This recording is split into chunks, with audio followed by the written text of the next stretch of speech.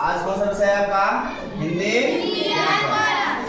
हिंदी व्याकरण में कितने भाग होते हैं? 3 भाग। एक होता है वर्ण विभाग, दूसरा होता है शब्द विभाग, तीसरा होता है आपका वाक्य विभाग। इसमें आपको पढ़ना क्या है? वर्ण विभाग के बारे में पढ़ना पहले।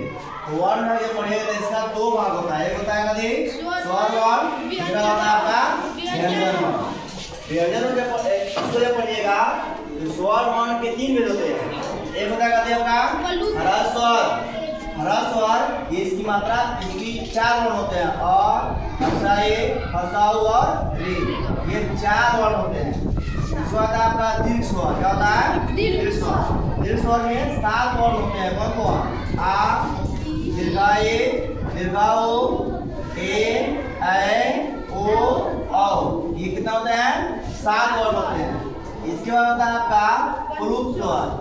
प्लुत स्वर देखिए, ये केवल बोल चाल में प्रयोग किया जाता है। जैसे आप बोलते हैं ना ओम, इसमें 3 गुना मात्रा लगती है। ओम हो गया, या जब किसी को पुकारते हैं ऐसे चिल्लाते हैं ना राम, इसमें हो गया, इसमें इस्तेमाल से किया जाता है। चलिए ये आपका स्वर वर्ण का डिफरेंस हो गया।